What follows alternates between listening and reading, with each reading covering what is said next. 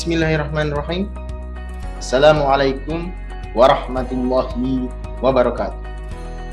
Alhamdulillahirabbil alamin. Bihi nasta'inu ala umuri dunya waddin.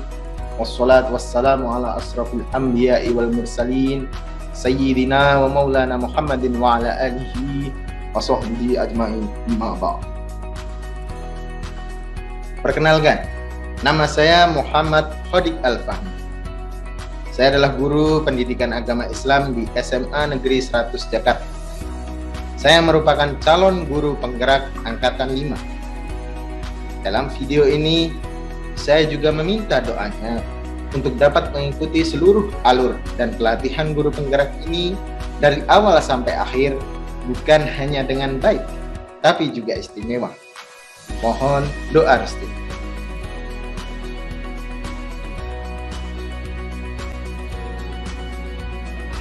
Izinkan di sini saya membicarakan dan mengulik mengenai filosofi pemikiran Ki Hajar Dewantara.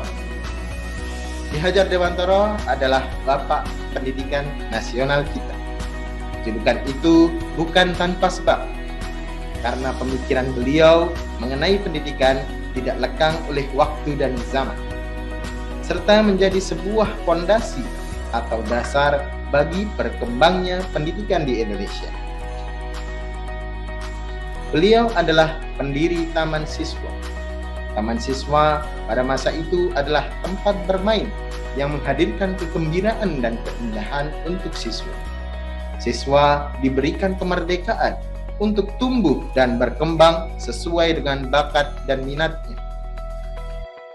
Dengan semboyan yang masih terpatri dalam pendidikan kita di zaman sekarang, ing ngarso sung tulodo, ing madyo mangun karso tutpuri handayan.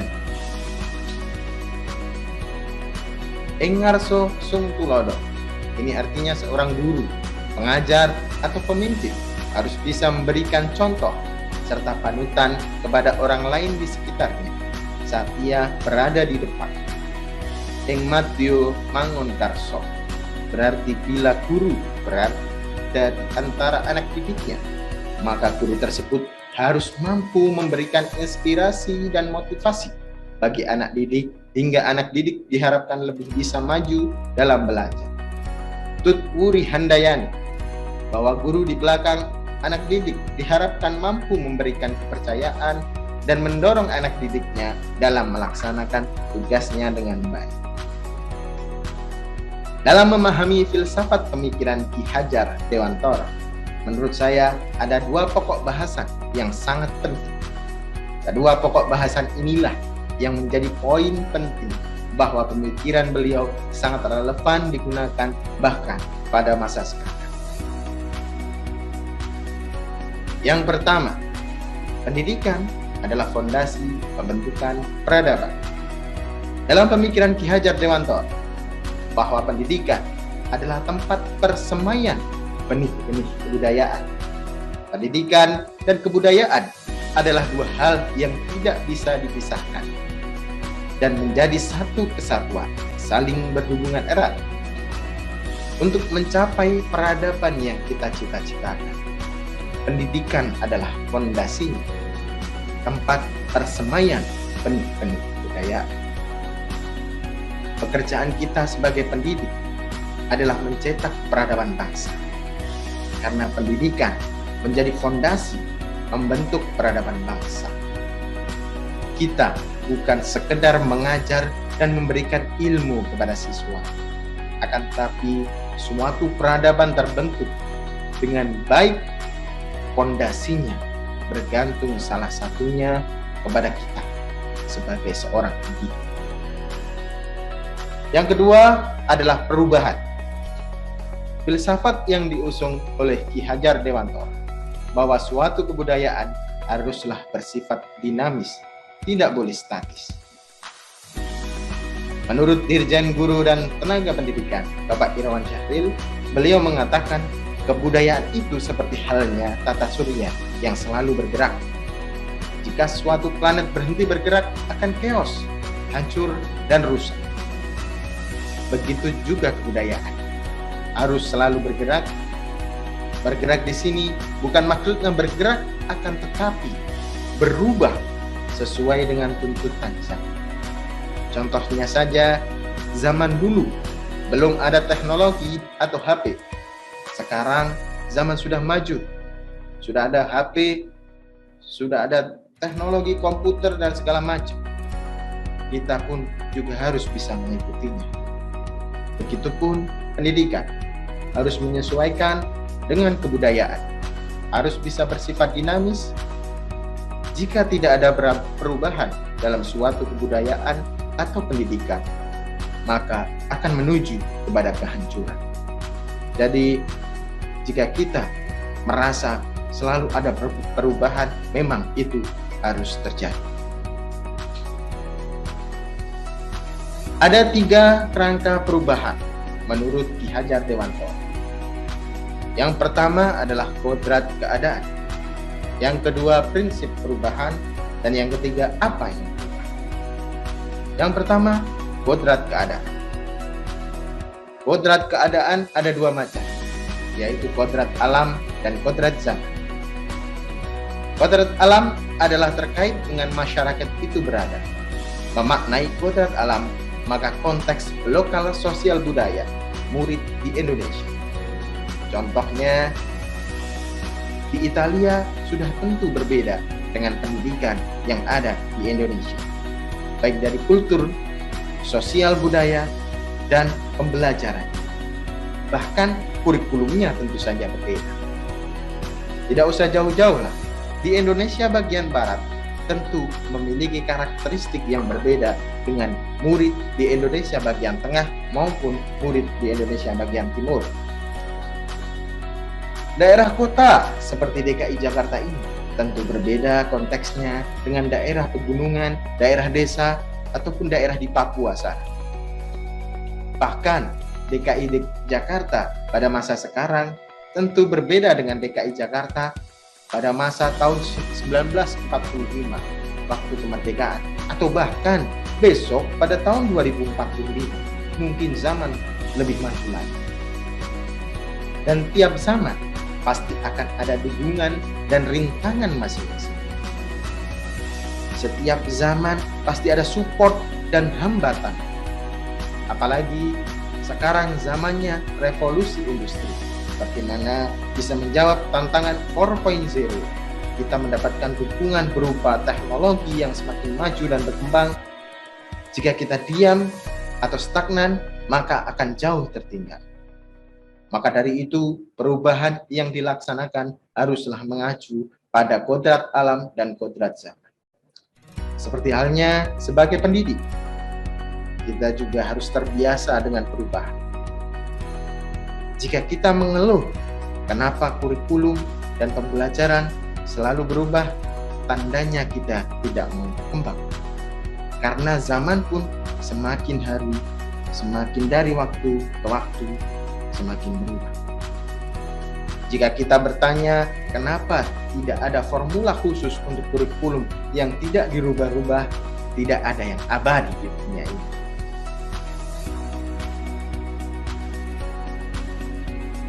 Yang kedua adalah prinsip perubahan. Dalam melakukan perubahan harus memperhatikan prinsip perubahan, yaitu asas trikon, kontinuitas, konvergensi, dan konsensus. Yang pertama, kontinuitas. Kontinuitas di sini adalah continue atau berlanjut atau terus-menerus.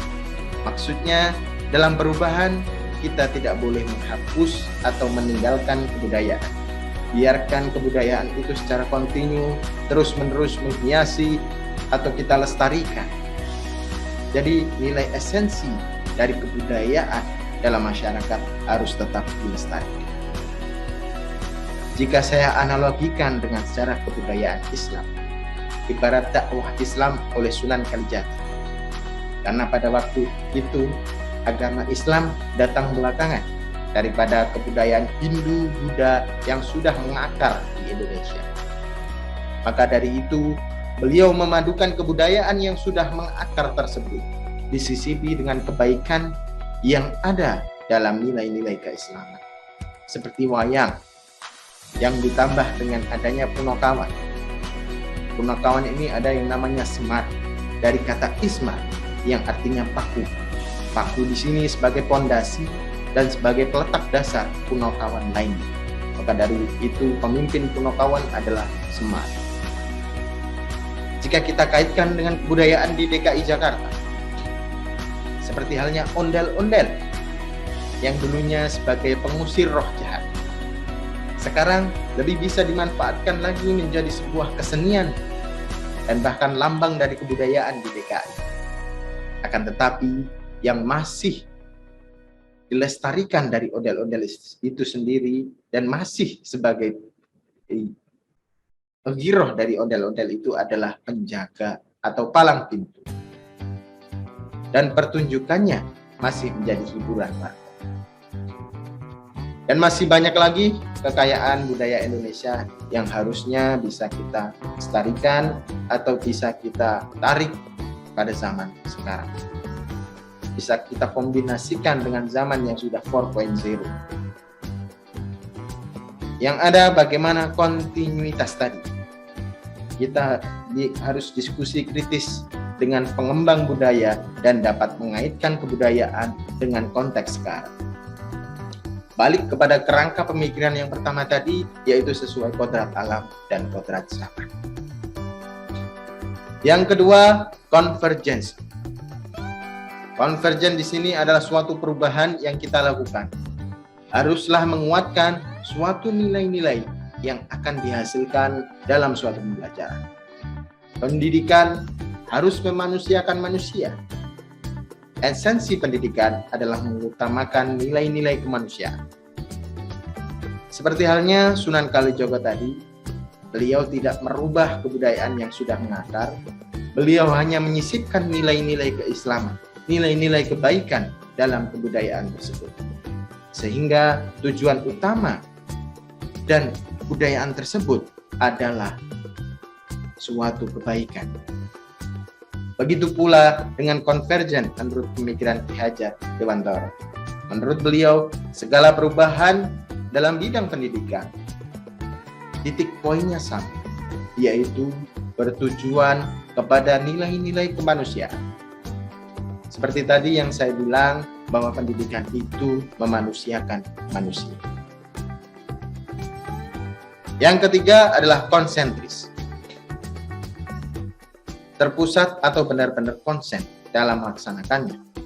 Jadi bagaimana pendidikan itu memandang keberagaman, mampu mewadahi segala bentuk sifat dari pembelajar, mampu memerdekakan pembelajar. Esensinya adalah bagaimana suatu pendidikan dapat membantu pembelajar menemukan potensinya tanpa adanya paksaan. Karena suatu yang dipaksa, apapun itu pasti tidak berjalan dengan baik. Ki Hajar Dewantara mengibaratkan peran pendidik sebagai seorang petani atau tukang kebun. Anak-anak seperti bibit atau biji tumbuhan yang disemai dan ditaman dan ditanam di lahan yang sudah disediakan. Jika bibit atau biji tumbuhan tersebut mempunyai kualitas yang sangat baik, akan tetapi petaninya tidak memperhatikan, bisa lebih buruk hasilnya dibandingkan bibit atau biji tumbuhan yang kualitasnya jelek, tetapi setiap hari disemai atau diperhatikan dengan baik oleh petaninya. Oleh karena itu, sebagai guru, kita harus sering menyemai dan perhatikan anak. Menyemai dan perhatikan anak di sini seperti menuntun. Dalam proses menuntun, seorang pendidik adalah pamong agar anak tidak kehilangan arah. Seorang pamong memberi tuntunan agar anak menemukan kemerdekaan dalam belajar. Setelah membaca dan pelajari pemikiran pendidikan dari Ki Hajar Dewantara, kita pastinya lebih memahami betapa pentingnya seorang pendidik atau guru dalam pendidikan. Sesuai dengan semboyan ing ngarsa sung tulodo, artinya menjadi seorang pemimpin harus mampu memberikan suri tauladan. Guru sebagai pemimpin pembelajaran dituntut berperilaku yang baik karena dia menjadi role model, teladan bagi murid-muridnya. Guru berarti digugulan ditiru. Ucapan seorang guru biasanya dipatuhi oleh murid-muridnya, dan gerak-gerik atau tingkah laku guru menjadi perhatian muridnya. Bahkan tidak jarang ditirunya. Guru juga dituntut memiliki wawasan yang luas dan keterampilan yang mumpuni agar mampu menjadi pamong yang baik untuk muridnya. Semua yang kita lakukan dan kerjakan dalam pendidikan haruslah berorientasi kepada murid. Tidak boleh membeda-bedakan ataupun pendidikan yang timpang sebelah, yaitu kita perhatikan yang baik-baik saja, sementara yang buruk kita acuhkan. Kalau seperti itu, tidak akan terwujud suatu kebijaksanaan. Padahal pendidikan menurut Ki Hajar Dewantara mengarah tentang nilai-nilai kebijaksanaan, sehingga bisa merubah budi pekerti dan perilaku siswa. Tantangan yang kita hadapi, khususnya kita sebagai pendidik di DKI Jakarta, pastinya lebih kompleks. Karena mayoritas orang yang ada di DKI Jakarta adalah pendatang. Dengan berbagai kemajemukan dan berbagai budaya dari daerah asal mereka, kita mampu untuk menyesuaikannya. Oleh karena itu, pendidikan multikultural adalah cara pendidikan yang paling tepat dilaksanakan di DKI Jakarta. Tidak membedakan agama, ras, suku, dan budaya. 3 kerangka pemikiran Ki Hajar Dewantara tentang perubahan tersebut, yang tadi 1, kondisi keadaan, yang kedua prinsip perubahan, dan yang terakhir adalah apa yang berubah. Yang menjadi tujuan utama sebuah pendidikan adalah dapat merubah budi pekerti. 2 kata yang sangat penting dalam orientasi tujuan pendidikan, yaitu budi dan pekerti. Budi di sini bukan nama orang ya. Yang dimaksud budi di sini adalah cipta, rasa, dan karsa. Cipta adalah pikiran, rasa adalah hati, dan karsa adalah kemauan. Sedangkan pekerti adalah tenaga atau raga. Menurut Ki Hajar Dewantara, semua perubahan itu harus seimbang. Pendidikan itu harus pendidikan yang holistik. Antara lain, olah cipta, yaitu menajamkan pikiran, skill, olah rasa, membentuk hati atau perasaan, soft skill, olah karsa, kemauan untuk belajar atau ghirah atau semangat, olahraga untuk kesehatan jasmani. Jadi pendidikan harus holistik, seimbang. Jika salah satu lebih menonjol dan yang satunya bahkan tidak terolah dengan baik, maka tidak terwujud kesempurnaan. Contohnya, orang yang pintar secara akal, secara skill, dia menguasai, tapi dia tidak punya rasa atau soft skill, maka dia hanya akan membodohi orang yang di bawahnya, seperti para koruptor di negara kita ini. Menurut Muhammad Iqbal, salah satu tokoh muslim dunia, bahwa pendidikan itu menuju kepada insan kamil, yaitu menuju kepada manusia yang sempurna. Jadi yang dapat kita pelajari dari filosofi pendidikan Ki Hajar Dewantara, ada beberapa aspek yang dapat kita ambil. Yang pertama adalah pendidik ialah seorang pemimpin yang bijaksana dalam pembelajaran. Pendidik adalah sebagai pamong yang menuntun siswa. Pendidikan dan pendidik harus memandang anak dengan hormat. Pembelajaran harus berorientasi kepada anak. Pendidik haruslah memperhatikan, bahkan kalau bisa menghamba kepada anak didiknya. Menghamba di sini mempunyai kedalaman makna yang sangat dalam. bukan kita menyembah anak, bukan kita bersujud kepada anak, tapi bagaimana kita membebaskan anak didik kita dari segala ikatan tanpa mengharapkan imbalan kepada si anak, mencurahkan segala perhatian kepada anak didik. Jika semua itu bisa dilaksanakan, maka semboyan ing ngarso sung tulodo ing madyu mangun karso tutwuri handayani akan sesuai dengan apa yang dicita-citakan oleh Ki Hajar. Terima kasih. Itu saja dari saya. Wabillahi taufiq wal hidayah. Waridho wal inayah. Wassalamualaikum warahmatullahi wabarakatuh.